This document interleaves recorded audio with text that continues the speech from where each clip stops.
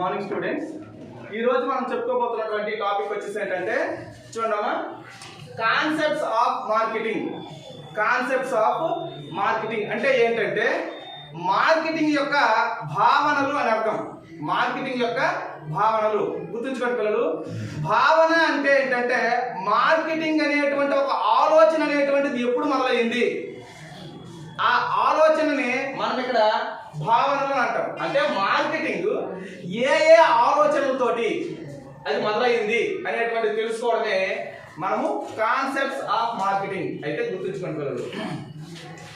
Marketing అనేది సాధారణంగా చూస్తే ఒకసారి ఇప్పుడెప్పుడో వ్యాపారం స్టార్ట్ అయ్యింది, ఇప్పుడే మార్కెటింగ్ అనేటువంటి ఆలోచన వచ్చిందని కాదు పిల్లలు. చూడండి, ఈ మార్కెటింగ్ అనేటువంటి పదము, మార్కెటింగ్ అనేటువంటి భావన ప్రాచీన కాలంలో నుంచి కూడా ఉంది. అంటే ప్రాచీన కాలము అంటే ఇక చెప్పాలంటే చూడండి, మా గ్రీకు నగర రాజ్యాలు ఉన్నాయి కదా, అప్పటికంటే ముందు. అంటే దాని అర్థం ఎలా అంటే మనకి చూడండి పిల్లలు, ఈ వ్యాపార ప్రపంచంలో మొట్టమొదటిగా ఉండేటువంటి ఒక వ్యవస్థ స్వరూపం ఏంటంటే బార్టర్ సిస్టమ్ అమ్మ. ఏంటది? బార్టర్ సిస్టమ్ అంటే ఏంటంటే నా దగ్గర ఏవైతే వస్తువులు ఉన్నాయో ఆ వస్తువులు నేను ఇచ్చి నాకేమైతే అవసరం ఉన్నాయో ఆ వస్తువుల్ని ఎవరు పండిస్తారో, ఎవరు ఉత్పత్తి చేస్తారో వాళ్ళ దగ్గర తీసుకోవడం. అంటే ఇలా వస్తు మార్పిడి చేసుకునేటువంటి పద్ధతిని బార్టర్ సిస్టమ్ అని అంటారు. ఆ బార్టర్ సిస్టంలోనే చూడండి, ఆ రోజుల్లోనే అధిక డిమాండ్ ఉండేటువంటి వస్తువులకి చూడండి, వేరే కొన్ని వస్తువులు అధిక డిమాండ్ ఉంది, ఎక్కువ మంది దాన్ని కోరుకుంటారు అనుకోండి. వాడికి బెనిఫిట్ ఏంటి? అన్ని రకాల వ్యక్తులు కూడా తను సంప్రదిస్తారు. అర్థమవుతుంది కదా? అన్ని రకాల వస్తువులకు సంబంధించిన ఉత్పత్తి చేసిన వ్యక్తులు కూడా తనకే సంప్రదిస్తారు. ఎందుకు అంటే ఈ వస్తువులు అందరికీ కావాలి, అందరికీ కావాలి కాబట్టి అప్పుడు ఏం చేస్తారు, ఆటోమేటిక్గా వాళ్ళందరూ కూడా వచ్చేసి ఏంటంటే వాళ్ళు పండించిన వస్తువులను వీళ్ళకి ఇచ్చి వీడి దగ్గర వస్తువులు తీసుకుంటారు. చూడండి, చిన్న ఎగ్జాంపుల్, ఒక 4 రకాల వస్తువులు ఉన్నాయనుకోండి, వీడు ఒక వస్తువు పండిస్తున్నాడు, ఇది అందరికీ డిమాండెడ్ వస్తువు అనుకోండి. అప్పుడు ఏమవుతుంది, ఆటోమేటిక్గా ఆ నలుగురు కూడా తన దగ్గరికి వచ్చి తీసుకుంటారు. తన దగ్గరికి వచ్చి తీసుకునేటప్పుడు ఇక్కడ ఒక విషయం గమనించాలి, ఆ డిమాండ్ అనేటువంటిది మనము ఎంత వస్తువులను ఉత్పత్తి చేసినా దాన్ని మనము అందరికీ కూడా షేర్ చేయగలము అనేటువంటి ఆలోచన అప్పుడే మొదలైంది ఈ మార్కెటింగ్ అనేటువంటి భావం. అంటే బార్టర్ సిస్టమ్ నుంచి కూడా డిమాండ్, ఎందుకంటే మనం పండించినటువంటి లేదా మనం ఉత్పత్తి చేసినటువంటి వస్తువులు ఏవైతే ఉన్నాయో ఆ వస్తువులు అందరికీ డిమాండ్ ఉన్నాయనుకోండి. ఇప్పుడు చూడండి, నిత్యావసర వస్తువులు ఉన్నాయనుకోండి, నిత్యావసర వస్తువులు అందరికీ కావాలి కదా, తిండికి సంబంధించినటువంటి అందరికీ కావాలి కదబ్బా. వీటికి సంబంధించి బంగారం పండించిన వాడు కూడా ఇక్కడికి వస్తాడు. సపోజ్ బంగారం దొరికిందంటే ఎవడో ఒకడికి ఆ బంగారం కూడా తీసుకొస్తాడు, ఈ ఆహార పదార్థాలు తీసుకెళ్తాడు. ఇంకొకడు షర్ట్స్ తయారు చేసాడు అనుకో, అప్పుడు కాలంలో షర్ట్లు లేవనుకోండి, ఏవో బట్టలు, ఆ బట్టలు తయారు చేసేవాడు ఇక్కడికి వస్తాడు, వీటి దగ్గర ఉన్నటువంటి ఆహార పదార్థాలు తీసుకుంటాడు. అంటే మీకు చెప్పాను చూడండి, ఎవరైతే అత్యధిక డిమాండ్ కలిగినటువంటి చూడండి అమ్మా, దాన్ని ఏంటంటారంటే అవసరాలు, ఎక్కువ మందికి అవసరాలు ఉంటాయో అటువంటి వస్తువులు ఎవరైతే పండిస్తారో ఆ బార్టర్ వ్యవస్థలో వాళ్ళు ఏంటంటే మనుగడ కొనసాగిపోవాలి. మనుగడ అంటే ఏంటంటే ప్రతి ఒక్క వ్యక్తి కూడా తన దగ్గరికి రావాల్సినటువంటి పరిస్థితి, తన దగ్గర ఉన్నది ఇచ్చుకొని అవసరమైనది తీసుకోవడం, ఇది బార్టర్ వ్యవస్థ. అంటే మార్కెటింగ్ అనేటువంటి భావనకి పునాది అనేది అక్కడే జరిగింది. అది ఇప్పుడు కాదు, ప్రాచీన కాలంలో మన వస్తు మార్పిడి వ్యవస్థ ఉన్నప్పుడే మార్కెటింగ్ అనేటువంటి భావన కలిగిందమ్మా. అయితే ఇక్కడ ఒక విషయం గమనించుకోవాలి, బార్టర్ సిస్టమ్ తర్వాత మారక పద్ధతి, ఎక్స్చేంజ్ మెథడ్ అని వచ్చిందమ్మా. ఎక్స్చేంజ్ భావన అంటే మారక పద్ధతి అంటే ఏంటంటే బార్టర్ సిస్టంలో వస్తు మార్పిడి అన్నాం కదా, ఇక్కడ మారకము అంటే ఏంటంటే దాని విలువ ఆధారితంగా మార్పిడి చేసుకోవడం, విలువ ఆధారితంగా మార్పిడి చేసుకోవడం అనేటువంటిది బార్టర్ సిస్టమ్ తర్వాత వచ్చినటువంటి. బార్టర్ సిస్టమ్స్కి పాయింట్స్ లేవు, రూపాయలు లేవు, కరెన్సీ లేదు, విలువ లేదు. ఏ వస్తువు బంగారమైనా అదొక వస్తువు, వీడు ఇక్కడ పత్తి పండించినా అదొక వస్తువు, ఇలా ఇచ్చుకోవడమే. అంటే ఈ బంగారం ఇస్తే అటు పత్తి తీసుకోవాలి, అక్కడ విలువతో సంబంధం లేదు బార్టర్ సిస్టంలో. అర్థమవుతుంది కదా? నా దగ్గర ఇదిగో నేను పండించిన వస్తువు తీసుకో, నాకు అవసరమైన వస్తువు నాకు ఇవ్వు, అదే ఉండేది. మరి ఇక్కడ ఎక్స్చేంజ్ మెథడ్ అనేటువంటిది, ఎక్స్చేంజ్ కాన్సెప్ట్ అనేటువంటిది వచ్చినప్పుడు ఏమైంది తెలుసా? చూడండి పిల్లలు, విలువ ఆధారితంగా విలువను బట్టి ఆ మార్పిడి అనేది జరిగింది. విలువ ఆధారితంగా విలువ ఎలా వస్తుంది? మనకి బంగారంకి ఇంత రేట్ ఎందుకు అబ్బా? లేదా ఒక డైమండ్కి ఎంత రేట్? అది కూడా ఒక రాయి కదా, బయట అంటే భూమిలో దొరికేటువంటి ఒక అంశమే. క్వార్ట్జ్ అనే రాయి నుంచి బంగారం వెలికి తీస్తారు కదా, అర్థమవుతుంది కదా. అయితే అది ఒక రాయి. మరి ఇప్పుడు ఇన్ని రాళ్ళు ఉన్నాయి, గులక రాళ్ళు, ఇన్ని రకాల రాళ్ళు ఉన్నాయి. ఈ రాళ్ళు ఆ రాయికి అంత రేట్ ఎందుకు అంటే అక్కడ ఎక్కువ మంది దాన్ని ఉపయోగిస్తున్నారు, దానివల్ల దాని డిమాండ్ వచ్చింది. డిమాండ్ వల్ల ప్రైస్ అనేటువంటిది హైక్ అనేది, అంటే ధర అనేటువంటిది పెరుగుతుంది. కాన్సెప్ట్ అర్థం చేసుకోండి. దేనికైనా ఒక విలువ పెరగాలి అంటే దానికి డిమాండ్ ఉండాలి. అదే మీకు ఆల్రెడీ బార్టర్ సిస్టంలో చెప్పాను. ఇక్కడ విలువ ఆధారితంగా వచ్చింది కాబట్టి విలువ ఆధారిత మార్పిడి అనేటువంటిది మనకు సంబంధించినటువంటి చూడండమ్మా రెండవ కాన్సెప్ట్ మనకి మార్కెటింగ్. అంటే ఇవన్నీ కూడా ఈ రెండు కాన్సెప్ట్లు కూడా ఎలాంటివంటి పిల్లలు పూర్తి స్థాయిలో మార్కెటింగ్ అనేటువంటిది ఒక ప్రాచుర్యం పొందక ముందు ఉన్నటువంటి పద్ధతులు ఈ రెండు. ఒకటి బార్టర్ కాన్సెప్ట్, సెకండ్ వన్ వచ్చేసి ఏంటంటే ఎక్స్చేంజ్ కాన్సెప్ట్. అయితే మనం ఒక క్లాస్గా, ఒక క్వశ్చన్గా, ఒక మార్కెటింగ్ యొక్క భావన అనేటువంటి విషయాలు తెలుసుకోవాలన్నప్పుడు ప్రధానంగా మనం ఎక్కడి నుంచి మొదలెట్టాలంటే చూడండి పిల్లలు, ఎప్పుడైతే చూడండి విలువ ఆధారితంగా వస్తువుల మార్పిడి జరిగిందో ఆ విలువ ఆధారితం అనేటప్పటికి ఆ రోజు కరెన్సీ వచ్చింది మార్కెట్లోకి. బార్టర్ సిస్టంలోకి కరెన్సీ లేదు. కరెన్సీ లేదు కాబట్టి నా దగ్గర ఉన్న వస్తువులు నేను ఇచ్చుకుంటాను, నాకు అవసరమైన వస్తువులు తీసుకుంటాను. అప్పుడు ఓకేనా, విలువ అనేది ఎప్పుడు వచ్చింది? ఎక్స్చేంజ్ మెథడ్ లో విలువ ఉంది. విలువ అంటే దాని విలువ కడతాను. ఈ వస్తువు ఎంత విలువ? ఎంత విలువ కాబట్టి ఇగో ఇన్ని నాణ్యాలు, ఇన్ని రూపాయలు. ఓకేనా, విలువ ఆధారితంగా ఉంది కాబట్టి ఎక్స్చేంజ్ రేట్ లో కరెన్సీ వచ్చింది. అయితే ప్రధానంగా మనం మార్కెటింగ్ సంబంధించి చర్చించుకునేటువంటి భావనను చూస్తే మార్కెటింగ్ అనేటువంటిది ఒక ప్రాచుర్యంకి ఇంకా రాకముందే అందులో ఇమిడి ఉన్నది. మార్కెటింగ్ అనేటువంటిది ఇమిడి ఉందా? అటువంటి భావనలో మొదటి భావన తీసుకుంటే చూడండి పిల్లలు, ఇదిగో ప్రొడక్షన్ కాన్సెప్ట్ అంటాం, ఉత్పత్తి భావన. పిల్లలు మళ్ళీ చెప్తున్నాను చూడండి, ప్రొడక్షన్ కాన్సెప్ట్ అంటే ఏంటంటే ఉత్పత్తి భావన. గుర్తుంచుకోండి పిల్లలు, ఈ ఉత్పత్తి భావన అనేటువంటి ఆలోచన వచ్చినప్పటికీ మనకి ఇంగ్లాండ్లో పారిశ్రామిక విప్లవం అనేటువంటిది జరిగింది. ఆ పారిశ్రామిక విప్లవం గుర్తుంచుకోండి పిల్లలు, ఆ పారిశ్రామిక విప్లవం అంటే ఏంటంటే వస్తువులను మ్యాన్ మేడ్ కాకుండా మిషన్ మేడ్లో భారీ ఉత్పత్తి చేయడం. అంటే మనుషులు తయారు చేసే స్థితిలో నుంచి యంత్రాలు తయారు చేసేటువంటి స్థితికి వచ్చేసాయి. వస్తువులు యంత్రాల ద్వారా ఉత్పత్తి అవుతాయి. మనిషి తయారు చేస్తే ఒక వస్తువుని కొన్ని రోజులు తయారు చేయాలి. అదే యంత్రాలు చాలా వేగంగా చాలా ఎక్కువ తయారు చేస్తాయి లేవా? మరి ఎక్కువ ఉత్పత్తి వచ్చింది. ఇప్పుడు మరి ఆ ఉత్పత్తిని అమ్ముకోవాలంటే ఇంగ్లాండ్ ఒక చిన్న దేశం. మనం వరల్డ్ మ్యాప్లో చూస్తే ఇంగ్లాండ్ చాలా చిన్న దేశం. అక్కడ ఉత్పత్తి చూస్తే చాలా ఎక్కువ, అక్కడ ఉన్న ప్రజలు తక్కువ మంది ఉన్నారు, చిన్న దేశము. మరి దాన్ని ఎక్కడ అమ్మాలి? దానికోసమే యూరోపియన్ కంట్రీస్ అన్నీ కూడా ఏం చేశాయంటే ఈ వస్తువులు చూడండి పిల్లలు, ఈ వస్తువుల్ని అమ్ముకోవడం కోసము సముద్ర మార్గాలు కనిపెట్టారు. ఏ దేశంకి వెళ్తూ ఉండము వెళ్ళి ఆ దేశంలో ఉన్న ప్రోడక్ట్స్ని అక్కడ అమ్ముకోవడం. అలాగా మనకు వచ్చిన వాళ్ళే బ్రిటిష్ వాళ్ళు. అది అర్థమవుతుందా? బ్రిటిష్ వాళ్ళు మన దేశానికి రావడానికి ప్రధాన కారణం వ్యాపారం కోసమే. మరి వ్యాపారం కోసం ఇక్కడ వరకు వచ్చారంటే దాని అర్థం ఏంటి? వాళ్ళ దేశంలో వస్తోత్పత్తి అంత అధికంగా ఉన్నది. అర్థమవుతుందమ్మా? వాళ్ళ దేశంలో వస్తువుల యొక్క ఉత్పత్తి అంత ఎక్కువగా ఉంది. వాళ్ళ దేశానికి చాలాగా ఇంకా ఎక్స్ట్రా ఉంది కాబట్టి దాన్ని అమ్ముకోవడం కోసం ఒక్కొక్క దేశం అలాగా ట్రావెల్ చేసి మన దేశం కూడా వచ్చారు. అంటే ఇక్కడ గమనించాల్సింది ఈ ప్రొడక్షన్ కాన్సెప్ట్ అనేటువంటిది. చూడమ్మా, ఇక్కడ కొంటారా, ప్రజలకి అవసరాలు ఉన్నాయా, వాటితో సంబంధం లేదు. మన దగ్గర ముడి పదార్థాలు ఉంది, మన దగ్గర యంత్రాలు ఉన్నాయి, మనమేమో వస్తువులు తయారు చేస్తాం. తయారు చేసి ఇవి సేల్ అయినంత వరకు ప్రపంచంలో ఎక్కడికెక్కడికైనా తిరిగి అమ్మాలనేటువంటి ఆలోచన ఉండేది. అదే ప్రొడక్షన్ కాన్సెప్ట్. అంటే ఇక్కడ కొన్నోడు బట్టి వస్తువులు ఉండవు, వస్తువులు తయారు చేసుకుంటారు, వస్తువులు ఉత్పత్తి చేసేస్తారు, వస్తువులు ఉత్పత్తి చేసి తదనంతరం దాన్ని అమ్మడం కోసం ప్రయత్నం మొదలెడతారు. కాబట్టి దీన్ని ప్రొడక్షన్ కాన్సెప్ట్, ఉత్పత్తి భావన అంటాం. ఆ రోజుల్లో మైండ్ సెట్ ఎలా ఉండేదంటే ప్రజలకి ఇది అవసరం కావాలా, ఇలాంటివే తయారు చేయాలి కావాలా అనే ఆలోచన అనేటువంటిది లేదు. ఇక మన దగ్గర ముడి పదార్థాలు ఉన్నాయి, ఆ ముడి పదార్థాలను మనం రెడీ చేసుకోవాలి అనేటువంటి ఆలోచన. ఏంటి? వస్తువులు తయారు చేయాలి. ఇది ఉత్పత్తి భావన.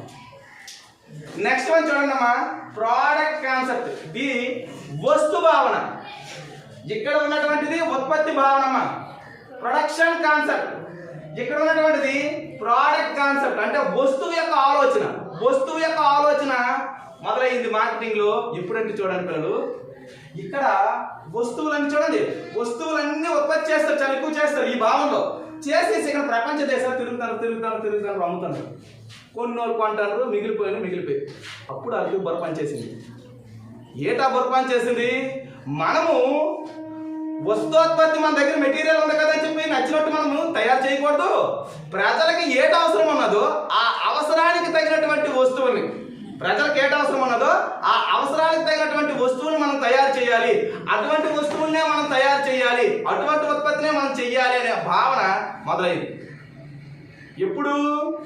ఈ ఉత్పత్తి భావనలో వస్తువులు అనేవి మిగిలిపోయాయి, ప్రజలు కొనలేదు. ఇప్పుడు నీ దగ్గర మెటీరియల్ ఉందని నచ్చినట్టు ఉత్పత్తి చేసేసి మార్కెట్లో పెడితే వాడు కొంటాడేంటి? వాడికి అవసరం ఉంటే కొంటాడు. అయితే వాళ్ళు ఈ భావనలో ప్రజలతో సంబంధం లేదు, విడిచిపెట్టారు. మరి ఎప్పుడైతే రెండో భావన వచ్చిందో, ప్రోడక్ట్ కాన్సెప్ట్ అనేటువంటిది వచ్చింది కదా, వస్తు భావన. వస్తు భావన ఏటి మొదలైంది? వ్యక్తుల యొక్క అవసరాలు, ఆ అవసరాలకు తగినటువంటి విధమైనటువంటి వస్తువులు తయారు చేయాలనేటువంటి ఆలోచన మొదలైంది. అర్థమవుతుందమ్మా? అంటే వస్తువుల యొక్క కోరికలు చూడండి, ప్రజల యొక్క కోరికలు, ఆ కోరికలు బట్టి అవసరాలకి తగినటువంటి వస్తువులు ఏవైతే అనువుగా ఉంటాయో అటువంటి వస్తువులను ఉత్పత్తి చేయాలనేటువంటి ఆలోచన మొదలయ్యి దానికి తగినటువంటి వస్తువులు ఉత్పత్తి చేసి అమ్మేవారు. ఇది రెండవ భాగం. మూడవ చూడండి అమ్మా, సెల్లింగ్ కాన్సెప్ట్. గుర్తుంచుకోండి, ఈ సెల్లింగ్ కాన్సెప్ట్ అంటే మరి ఏం కాదు పిల్లలు. చూడండి, వస్తువులని మనం ఎంత మేరకు అమ్ముతాం, ఉత్పత్తిని మనం ఎంత మేరకు అమ్మాలి, ఆ అమ్మకాలు అనేటువంటి కాన్సెప్ట్ తోటి మాత్రమే ఉత్పత్తి చేసేవారు. అంటే ముందు మార్కెట్ డిమాండ్ని తెలుసుకునేవారు, ఇక్కడికే వచ్చింది. ఈ స్టేజ్లోకి ఉత్పత్తిదారుల యొక్క ఆలోచన ఎలాగొచ్చింది? కస్టమర్కి ఏది ఇష్టమో అదే తయారు చేయాలని ఇక్కడికి వచ్చింది. ఇక్కడేంటి? మార్కెట్లో మనం వస్తువుని ఎంతమంది కొంటారో అంచనా వేయడం, ఆ డిమాండ్ అంచనా వేయడం అనేటువంటిది ఇక్కడికి వచ్చింది. డిమాండ్ని అంచనా వేసి దానికి తగినటువంటి వస్తువును తయారు చేసి అమ్మేవారు. అంటే ఇక్కడ భావన అమ్మకాల ఆలోచనల నుంచి మొదలైంది. మనం ఎంత అమ్మాలి, ఎంత ప్రాఫిట్ కావాలి, మన సంపద ఎంత పెరగాలి, అంటే మనం ఎంత సేల్ చేసుకోవాలి, ఆ అమ్మకాలు అనేటువంటి భావన అనేది మొదలైంది. అంటే మీరు గమనించండి పిల్లలు, ఇక్కడ ఉత్పత్తి భావన అనేటువంటిది పూర్తి స్థాయిలో వస్తువుతో సంబంధం లేదు, కొన్నోటితో సంబంధం లేదు, ఏమీ సంబంధం లేదు. మన దగ్గర మెటీరియల్ ఉంది కాబట్టి వస్తువు తయారు చేసి పంపించాం. ఇక్కడికి వచ్చినప్పటికీ పూర్తి స్థాయిలో ఏం చెప్తున్నాడు వాడు? వస్తువుల్ని వాళ్ళకు అనుగుణంగా తయారు చేయాలని వస్తు భావన వచ్చింది.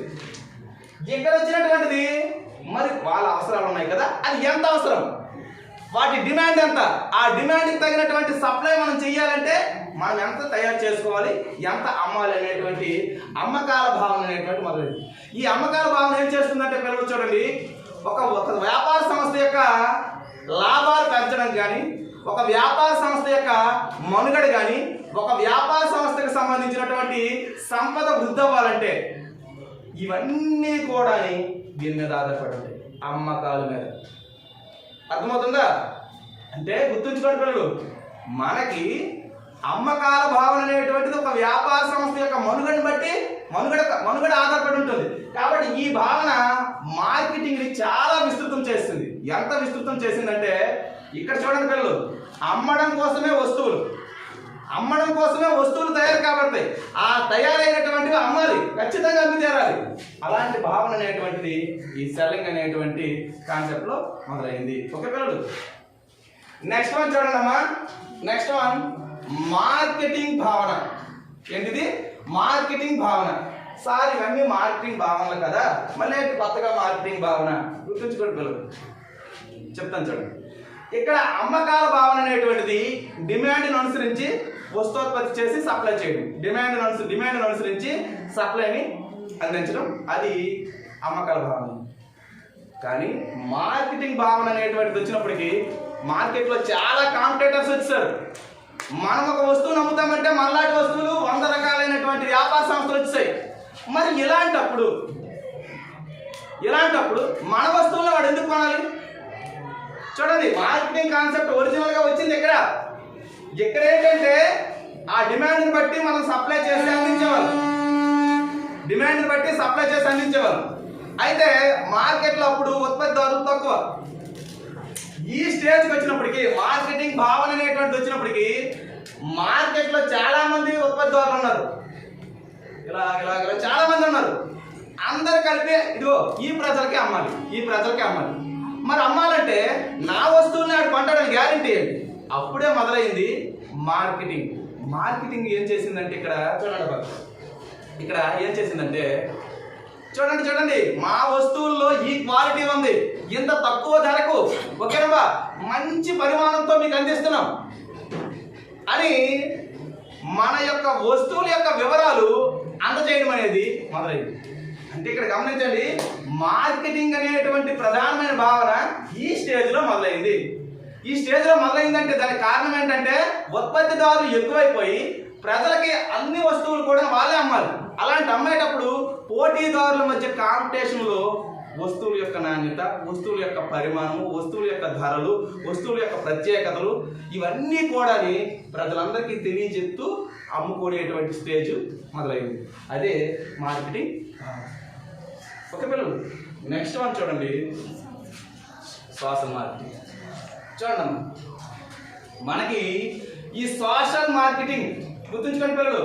సోషల్ మార్కెటింగ్ అంటే ఏంటంటే మరేమి కాదమ్మా, మనము ఉత్పత్తి చేసినటువంటి వస్తువులు సమాజ అవసరాలు తీర్చడం కోసం మాత్రమే ఉండాలి. మనం తయారు చేసినటువంటి వస్తువులు దేనికి ఏదో టార్గెట్ పీపుల్ని మనం దృష్టిలో పెట్టుకోకూడదు. సమాజంలో ఉండేటువంటి ప్రజల యొక్క అవసరాలు తీర్చినవై ఉండాలి. కొద్ది రకాలైనటువంటి అంశాలు మాత్రమే మనం దృష్టి పెట్టకూడదు సమాజం. అయితే ప్రధానంగా ఈ సోషల్ మార్కెటింగ్ అనేటువంటి భావన మనకి 1970 ఈ స్టేజ్కి, అంటే ఇంచుమించు కరెక్ట్గా చెప్పాలంటే మన దేశంలో అయితే స్వాతంత్రానంతరమే ఇది మొదలైందని చెప్పాలి. ప్రపంచంలో కూడా పూర్తిగా ఈ స్టేజ్లో మొదలైంది. అంటే ఈ సోషల్ మార్కెటింగ్ అనేటువంటి ఆలోచన 1970s తర్వాత ఇది మొదలైంది. దానికి కారణం కూడా ఏంటంటే ఆ రోజుల్లో 1970s టైంకి వచ్చినప్పటికీ సోషల్ మార్కెటింగ్ అనేటువంటిది బాగా ప్రాచుర్యం లేదు.